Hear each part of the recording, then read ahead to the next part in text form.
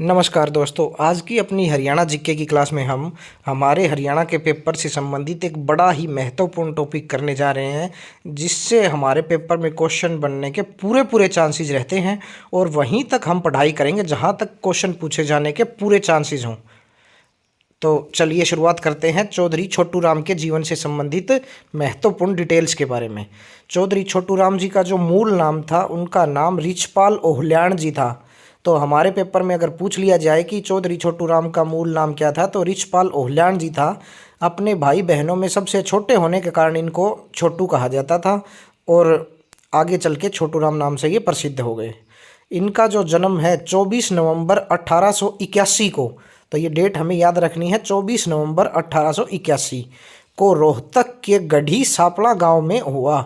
गढ़ी सापड़ा जो गांव है, वर्तमान में उस गांव का नाम बदलकर सर छोटूराम नगर छोटूराम जी के सम्मान के तौर पर ही कर दिया गया है। चौधरी छोटूराम जी के पिता के बारे में बात करें तो श्री सुखीराम जी इनके पिता थे, माता श्रीमती हरकी देवी। इनके दादा का नाम श्री रामरतन जी था। छोटूराम जी की शिक्षा के बारे में बात करें तो इन्होंने मिडिल क्लास तक झज्जर में पढ़ाई की। उसके बाद क्रिश्चियन मिशन स्कूल दिल्ली में ये पढ़ाई करने लग गए। इनके क्रांतिकारी रवैये के कारण इनके स्कूल में इनको जनरल रॉबर्ट भी कहा जाता था। तो हमारे पेपर में अगर पूछा जाए कि जनरल रॉबर्ट के नाम से किस हमारे स्वतंत्रता सेनानी को या किस महान हस्ती को जाना जाता था, तो हमें ये ध्यान रखना है कि चौधरी छोटूराम जी को इनके क्रांतिकारी रवैये के कारण स्कूल में इनके जो सहपाठी थे वो और स्कूल का स्टाफ जो था वो जनरल रॉबर्ट कहा करते थे। इन्होंने ग्रेजुएशन जो है अपनी 1905 में सेंट स्टीफेंस कॉलेज दिल्ली से की। तो इनकी ग्रेजुएशन के बारे में पूछा जाए तो सेंट स्टीफेंस कॉलेज दिल्ली से इन्होंने की। 1905 में इन्होंने काला काकर के राजा रामपाल सिंह के निजी सचिव के रूप में कार्य किया और 1907 तक अंग्रेजी भाषा के समाचार पत्र हिंदुस्तान का ये संपादन कर रहे थे। तो हिंदुस्तान समाचार पत्र का संबंध अगर पूछा जाए तो हमारे चौधरी छोटूराम जी से इस समाचार पत्र का संबंध है और ये अंग्रेजी भाषा का समाचार पत्र था और 1907 तक इन्होंने इसका संपादन किया। कानून की पढ़ाई की बात करें तो इन्होंने 1911 में आगरा कॉलेज से अपनी लॉ की डिग्री की। ये पेशे से वकील भी थे। 1912 में चौधरी लालचंद जी के साथ इन्होंने वकालत शुरू की और उसी साल 1912 में इन्होंने जाट सभा का गठन किया था। तो हमारे पेपर में पूछा जाए कि जाट सभा का गठन किस व्यक्ति ने और कब किया था, तो चौधरी छोटूराम जी ने 1912 में जाट सभा का गठन किया था। प्रथम विश्व युद्ध के समय चौधरी छोटूराम जी ने रोहतक से 22,144 जाट सैनिक भर्ती करवाए थे, जो सारे राज्य से अन्य सैनिकों का आधा से भी ज़्यादा भाग था। तो ये भी हमें ध्यान रखना है। 1913 में इन्होंने जाट आर्य वैदिक संस्कृत हाई स्कूल रोहतक की स्थापना की थी। 1913 में चौधरी छोटूराम जी ने जाट आर्य वैदिक संस्कृत हाई स्कूल रोहतक की स्थापना करवाई थी। 1915 में चौधरी छोटूराम जी ने जाट गजट नामक समाचार पत्र शुरू किया, जो कि उर्दू भाषा का और साप्ताहिक समाचार पत्र था। तो जाट गजट इतना फेमस न्यूज़पेपर है हमारे हरियाणा के पेपर से संबंधित। इसके बारे में हमसे कोई भी चीज़ पूछी जा सकती है कि ये किस भाषा का समाचार पत्र था और कितने पीरियड्स पे ये जारी किया जाता था और कौन सी सन में इसको जारी किया गया था, किस व्यक्ति का इससे संबंध है। तो हमें हर चीज़ ध्यान रखनी है। जाट गजट समाचार पत्र उर्दू भाषा का और साप्ताहिक समाचार पत्र था। 1915 में चौधरी छोटूराम जी ने इसको निकालना शुरू किया था। 1916 में रोहतक में पहली बार कांग्रेस कमेटी का गठन हुआ था, तो चौधरी छोटूराम जी को उसका प्रधान बनाया गया था। परंतु क्या हुआ कि अगस्त 1920 में असहयोग आंदोलन से असहमत होकर चौधरी छोटूराम जी ने कांग्रेस से त्यागपत्र दे दिया। महात्मा गांधी जी से इनके विचार ये सेटिस्फाई नहीं हुए उनके विचारों से, तो इन्होंने कांग्रेस पार्टी से त्यागपत्र दे दिया। उसके बाद 1923 में चौधरी छोटूराम जी ने सर फजले हुसैन और सिकंदर हयात खान के साथ मिलकर यूनियनिस्ट पार्टी की स्थापना की। 1923 में यूनियनिस्ट पार्टी की स्थापना हुई और किनके साथ मिलकर? इसके संस्थापकों में चौधरी छोटूराम जी, सर फजले हुसैन जी और सिकंदर हयात खान इसके संस्थापक सदस्य थे। इस पार्टी को जमींदारा पार्टी, जमींदार लीग, जमींदार association, Punjab unionist party, national unionist party आदि नामों से भी जाना जाता था। तो हमारे पेपर में हमसे इनमें से कोई भी नाम देकर पूछा जा सकता है कि इस पार्टी की स्थापना किसने की थी।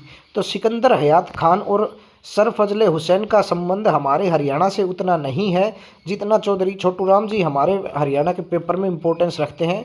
तो हमें ध्यान रखना है कि हमारे पेपर में ऑप्शंस में चौधरी छोटूराम हो और इनमें से कोई भी पार्टी हो तो हमें उसकी लैंग्वेज के हिसाब से अपना आंसर करके आना है। भारत सरकार अधिनियम 1935 के तहत जब 1937 में चुनाव हुए तो उन चुनावों में जीतकर चौधरी छोटूराम जी पंजाब के विकास एवं राजस्व मंत्री बने। उस समय पंजाब के प्रधानमंत्री सिकंदर हयात खान को बनाया गया था। हमारा जो मार्केटिंग बोर्ड है उसकी स्थापना का श्रेय भी 1938 में सर छोटूराम ने उसकी स्थापना करवाई थी, तो उसकी स्थापना का श्रेय चौधरी छोटूराम जी को ही जाता है। 1922 में महात्मा गांधी व CF एंड्रयूज ने इन्हें दीनबंधु की उपाधि भी दी थी। हमें ये ध्यान रखना है कि उनके साथ इनके संबंध अलग प्रकार के थे और उन्होंने उपाधियां एक दूसरे को अलग प्रकार से दी, क्योंकि राजनीति में इस प्रकार के कार्य होते हैं जो हम विरोधी होते हैं उन्हीं को अच्छी अच्छी उपाधियां देते हैं अक्सर। तो हमें ध्यान रखना है कि महात्मा गांधी और चौधरी छोटूराम जी के विचार एक दूसरे से मिलते नहीं थे, परंतु 1922 में महात्मा गांधी व CF एंड्रयूज ने इनका जब भी जिक्र किया तो दीनबंधु के नाम से इनको संबोधित किया था और बाद में दीनबंधु की उपाधि ही इनकी बड़ी फेमस रही। 1942 में इन्हें रहबरे आजम की उपाधि भी प्रदान की गई। तो ध्यान रखे जाने लायक बात है कि रहबरे आजम की उपाधि चौधरी छोटूराम जी को कब दी गई? 1942 में। अंग्रेज़ों ने चौधरी छोटूराम जी को 1937 में सर की उपाधि प्रदान की, यानी सर जो सरनेम लगता था किसी के सामने तो उस उपाधि को नाइट की उपाधि भी बोला जाता था। तो हमारे पेपर में अगर पूछा जाए कि चौधरी छोटूराम जी को नाइट की उपाधि कब दी गई या सर की उपाधि कब दी गई, तो हमें 1937 हमारे आंसर का ध्यान रखना है। और नाइट की उपाधि अगर किसी महिला को दी जाती थी तो उसमें उसके नाम के पहले डेम लगाया जाता था। 1927 में अंग्रेज सरकार ने चौधरी छोटूराम जी को राय बहादुर की उपाधि भी प्रदान की थी। तो ये भी हमें ध्यान रखना है कि अंग्रेज सरकार ने चौधरी छोटूराम जी को राय बहादुर की उपाधि दी और 1927 में दी। तो हमारे पेपर में किसी भी प्रकार से राय बहादुर शब्द से संबंधित क्वेश्चन पूछा जाए तो चौधरी छोटूराम और 1927 के हिसाब से हमें अपना आंसर करके आना है। सेठ छाजूराम जी जो थे, जिनके बारे में हम अगली वीडियो में काफ़ी डीप में पढ़ेंगे, हमारे पेपर से इम्पोर्टेंट बड़ी ही महत्वपूर्ण हस्ती हैं सेठ छाजूराम जी। उनके बारे में डिटेल्ड पढ़ाई हम अगली वीडियो में करेंगे, लेकिन इस वीडियो में हमें ये जानना बहुत ज़रूरी है कि जब चौधरी छोटूराम जी के पास पढ़ाई के लिए खर्चे की कमी थी तो 1903 में चौधरी छोटूराम की पढ़ाई का सारा खर्च सेठ छाजूराम जी ने उठाया था, जिस कारण छोटूराम जी ने छाजूराम को अपने धर्म पिता की उपाधि दी थी कि मैं इनको अपने धर्म के पिता मानता हूँ। तो हमारे पेपर में अगर पूछा जाए कि चौधरी छोटूराम जी ने धर्म पिता किसे माना तो सेठ छाजूराम लांबा जी को माना। चौधरी छोटूराम जी का जो निवास स्थान रोहतक में नीली कोठी या प्रेम निवास जिसको कहा जाता है, उसका निर्माण भी सेठ छाजूराम जी ने करवाया था। इनके बारे में, छाजूराम जी के बारे में जब हम अगली वीडियो में पढ़ेंगे तो इनके जीवन से संबंधित महत्वपूर्ण सारी बातों को जान लेंगे। शक्ति भवन जो लाहौर में चौधरी छोटूराम जी का निवास स्थान था। भाखड़ा डैम का जो विचार था वो भी सर्वप्रथम सर छोटूराम ने ही दिया था और पंजाब के उपराज्यपाल सर लुई डैन की सलाह से 1923 में ही इन्होंने भाखड़ा डैम का विचार प्रस्तुत कर दिया था। छोटूराम जी ने नवंबर 1944 में बिलासपुर के महाराजा के साथ समझौते पर हस्ताक्षर किए थे भाखड़ा डैम के विषय पर, जिस कारण इन्हें भाखड़ा डैम का संस्थापक भी माना जाता है चौधरी छोटूराम जी को। चौधरी छोटूराम जी ने अपनी राजनीति की शुरुआत जो है कांग्रेस पार्टी से की थी। 1916 में रोहतक में जब पहली बार कांग्रेस की स्थापना रोहतक में हुई थी तो ये ही अध्यक्ष बनाए गए थे, परंतु 1920 में असहयोग आंदोलन के कारण इन्होंने कांग्रेस पार्टी छोड़ दी थी। यूनियनिस्ट पार्टी और मुस्लिम लीग में टकराव के कारण चौधरी छोटूराम जी का मोहम्मद अली जिन्ना के साथ भी संघर्षपूर्ण नाता ही रहा था। प्रधानमंत्री नरेंद्र मोदी जी ने 9 अक्टूबर 2018 को हरियाणा के रोहतक के गढ़ी सापड़ा यानी सर छोटूराम नगर में चौधरी छोटूराम जी की 64 फुट ऊंची कांस्य प्रतिमा का उद्घाटन किया, जो कि मशहूर मूर्तिकार जिनको पद्म भूषण भी मूर्ति स्थापना के क्षेत्र में दिया गया है, रामवनजी सुतार, उनके द्वारा ये प्रतिमा बनाई गई थी।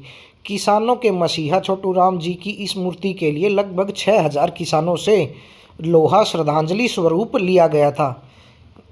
इनकी 12 फीट की एक प्रतिमा जाट भवन रोहतक में भी स्थित है।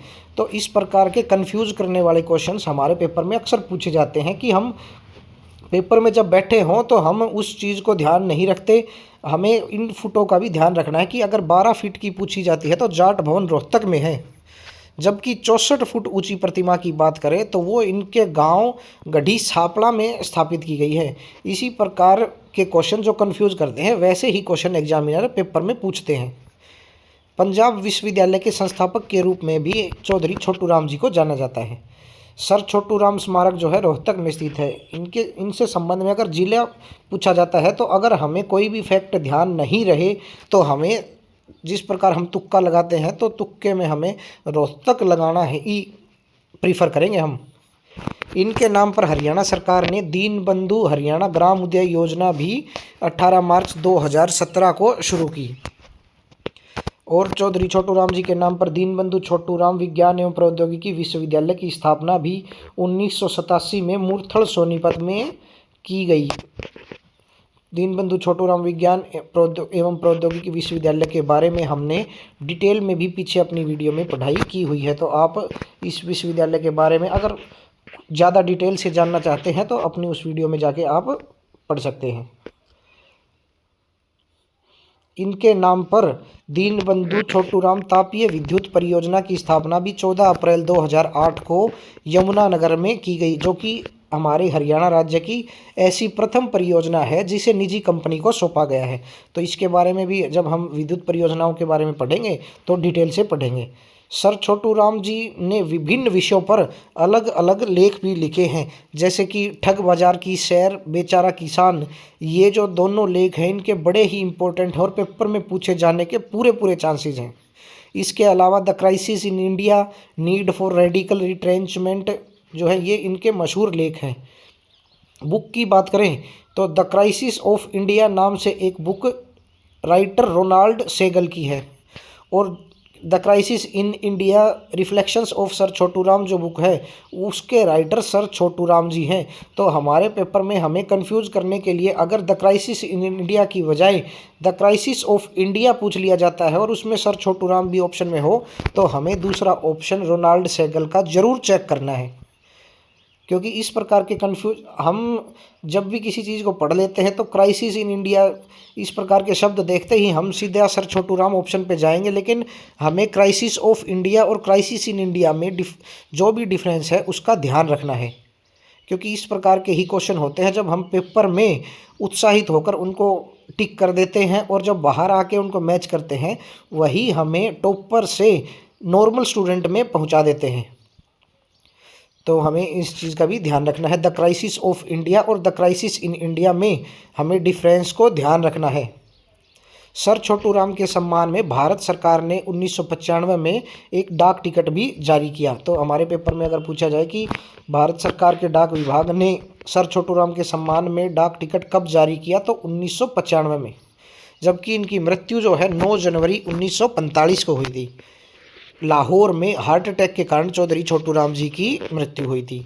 इनको हमारे हरियाणा में बहुत से उपनामों से भी जाना जाता है, जिनमें सबसे मशहूर दीन बंधु, या अगर इसी को दूसरी लैंग्वेज में पेपर में पूछा जाए गरीबों के मित्र, रहबरे आजम, किसानों का मसीहा, राय बहादुर, किसानों का संविधान निर्माता, और अंग्रेज़ों द्वारा भयानक व्यक्ति भी इनका उपनाम दिया गया था कि अंग्रेज इनको भयानक व्यक्ति के नाम से संबोधित करते थे कि ये व्यक्ति हमारे अंग्रेज शासन के लिए भयानक है। तो ये उपनाम हमें ध्यान रखने हैं कि हमारे पेपर में आमतौर पर दीनबंधु, सर, इन उपाधियों की बजाय जो थोड़ी डिफरेंट होती हैं उन्हीं के बारे में पेपर में पूछा जाता है। तो किसानों का संविधान निर्माता और अंग्रेज़ों द्वारा भयानक व्यक्ति को तो हमें ज़रूर ही याद रखना है। इनके मशहूर कथन के बारे में बात करें तो चौधरी छोटू राम जी के दो कथन बड़े ही मशहूर थे और पेपर में पूछे जाने लायक हैं। पहला तो इन्होंने कहा था कि हम गोरे बनियों का शासन बदलकर काले बनियों का शासन नहीं चाहते, हम चाहते हैं कि भारत में किसान मजदूर का राज हो। दूसरा इनका मशहूर कथन है वो जो इन्होंने किसानों को संबोधित कर कर कहा था कि मेरे भोले किसान, एक तो बोलना सीख ले, दूसरा दुश्मन को पहचान ले। तो इन दोनों कथनों के बारे में अगर पेपर में पूछा जाता है तो हमें ये ध्यान रखना है कि ये दोनों मशहूर कथन चौधरी छोटू राम जी के थे। चौधरी छोटू राम जी साइमन कमीशन के पक्ष में थे और उसका स्वागत करने लाहौर स्टेशन पर भी गए थे। तो ये हमने चौधरी छोटू राम जी के जीवन से संबंधित जो भी डिटेल्स हमारे पेपर में पूछे जाने लायक थी उनके बारे में बात की। इनके अलावा आपको अगर कहीं भी चौधरी छोटू राम जी से संबंधित कोई भी ऐसी डिटेल दिखाई दे जो आपकी नज़र में पेपर के लिए इम्पोर्टेंट हो तो उसको भी इन नोट्स में ऐड कीजिए और इनको अपने हाथ से लिखकर 2 से 3 बार इनको पढ़िए। फिर आप जब इनका रिवीजन करके पेपर में बैठेंगे तो आपको अपनी तैयारी में काफ़ी फ़र्क दिखाई देगा और सूझबूझ के साथ अगर आप पेपर करके आएंगे और उसके बाद जब आंसर की में आप मैच करेंगे तो ये जो हमारी डिटेल में पढ़े हुए का जो डिफरेंस है वो आपको साफ दिखाई देगा कि हाँ हमने डिटेल में कुछ पढ़ा था तो हम जो क्वेश्चंस नॉर्मल स्टूडेंट गलत कर रहा है वो हमारे डिटेल में पढ़ने के फ़ायदे ये हुए कि वो हमारे क्वेश्चंस सही निकले। तो धन्यवाद दोस्तों, खूब मन लगाकर पढ़ते रहिए और अपने HSSC CET एग्ज़ाम की तैयारी करते रहिए। धन्यवाद।